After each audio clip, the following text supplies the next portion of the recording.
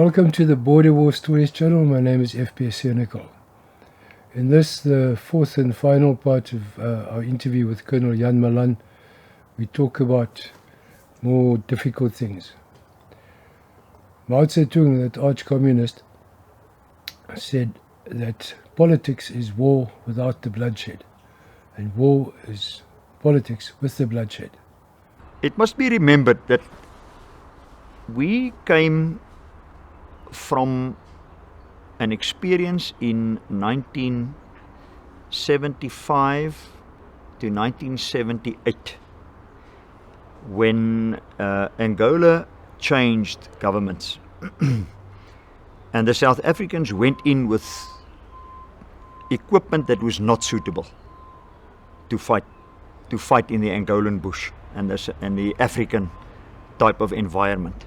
And we then realized that we had to come up with new equipment that would suit our purposes. We also realized that because there's so few roads in Africa, it can easily be blocked by mining these roads, that we had to come up with a plan to operate off-road, not only with our combat elements, but also with our logistical and all our support elements. So we then went through a planning and construction phase to make and prepare and manufacture our own equipment. Because we were in an embargo, we couldn't just import what we wanted.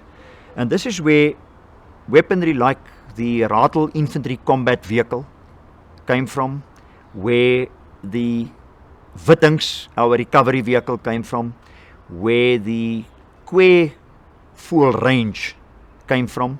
That is the logistical vehicles with a mine-hardened canopy for the driver, and the whole vehicle basically mine-protected. And this made it possible not only to withstand a mine incident, but also to operate off-road in African bush circumstances. And I must tell you, that was an achievement on its own. Because if you want to operate off-road, and you work in the Southern African theatre, where you've got big open spaces, long shooting distances, 2 to 3 kilometers, you need weaponry that can operate there. If you go into the Angolan bush, your fighting distances change to 10 to 30 meters, and that's it. It means that your force must be grouped correctly, because otherwise you'd put troops at risk running into enemy tanks, and they will all be killed. And this is where the vehicles and the equipment came from. We even went further and realized that our artillery was not up to scratch. We started with 88 and 140 millimeter guns, heavy equipment, difficult in off-road circumstances to deploy and redeploy.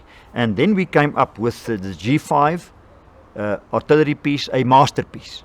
Absolute masterpiece, and the G6 motorized artillery, which enabled us to not only move off-road, but to shoot at distances in excess of 40 kilometers. And this made it possible for us to outmaneuver the enemy. And unfortunately, it was the days before GPSs and cell phones and those things. If we had those, specifically GPS equipment, we would have outsmarted the enemy. And the war was just too early for things like Rooikat and Rooivalk, which is our own armored vehicles that we prepared. Because then in the African scenario, you don't want to be on tracks, you want to be on wheels. It just makes it so much easier to cover the distances and to run off-road. The enemy can be very glad we didn't have those weapons in time. Now, the forces that we used in Angola was not only white South African troops. It also included black South African troops. It included black and white Namibian troops. It included black Angolan troops that were all fighting hand in hand. The white South African troops, of course, all stemming from the national service system, from all over South Africa. Everybody was, it was compulsory to go and get national service, all trained for a full year. And remember, they stem back from many, many years ago when they immigrated from Europe, from countries like France, England, the Netherlands, Belgium.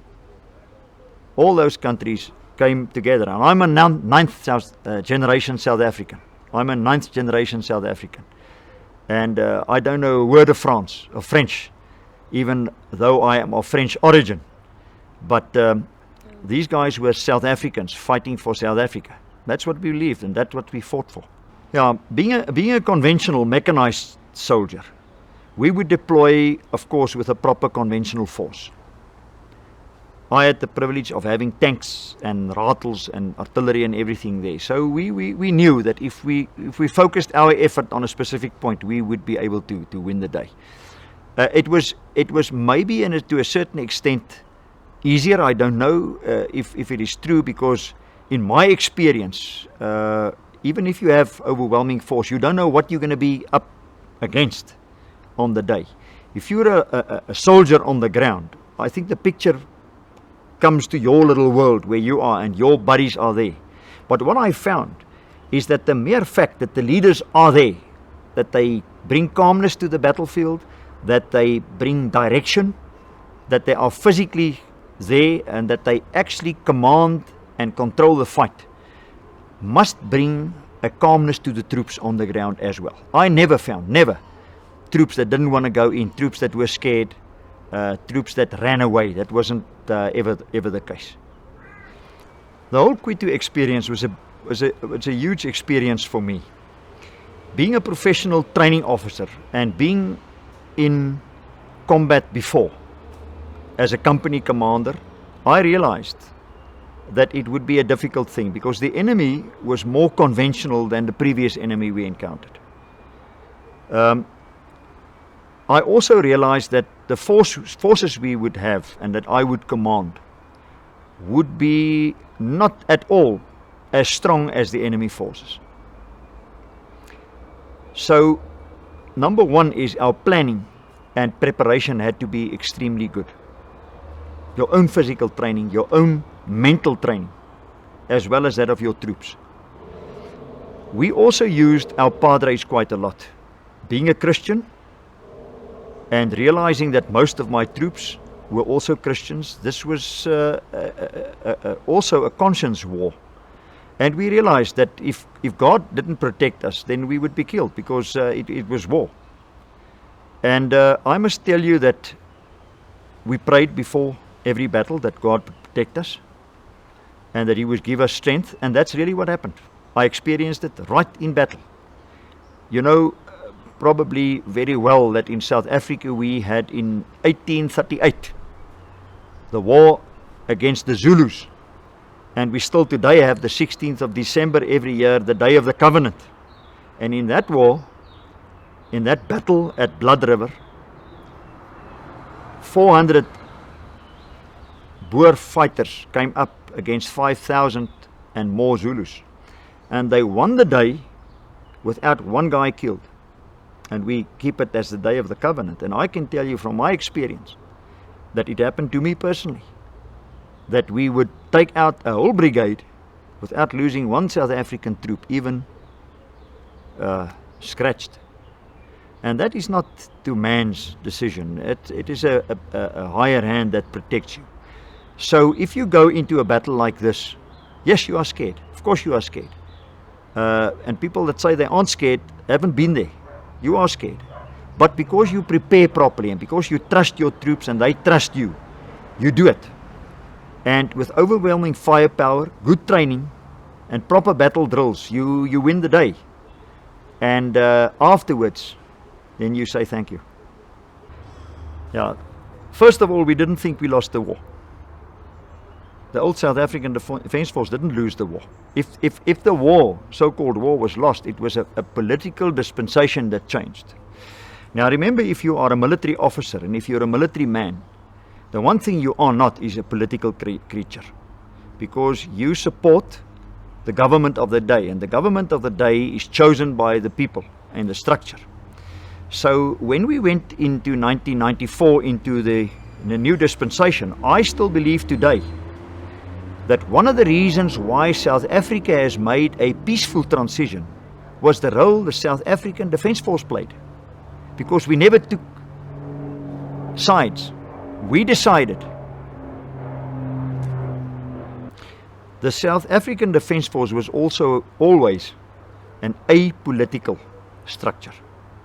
And that meant that even in 1994, we decided that we will be impartial if the dispensation goes the ANC way, and it was clear, it was on the cards.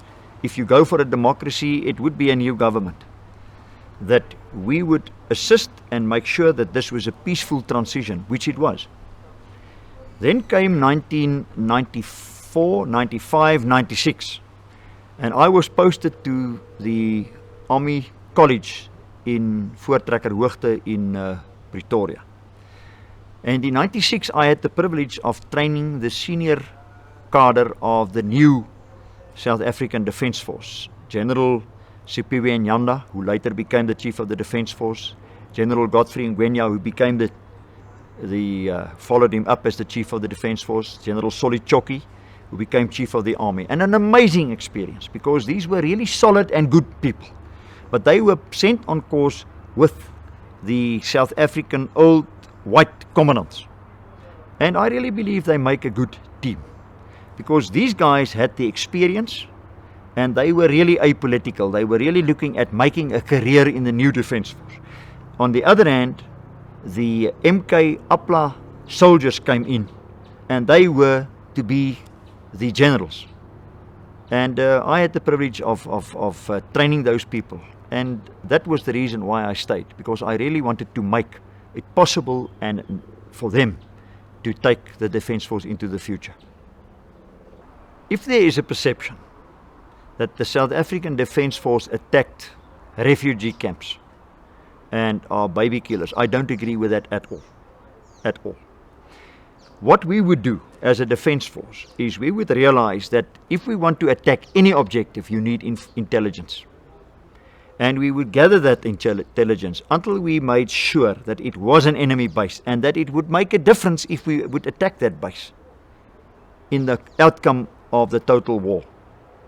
Yes, it may have happened that on some of these objectives, the enemy were using women and were protecting or assisting or whatever refugees. And when you attack on that specific incident, and there is crossfire, that is an unfortunate situation.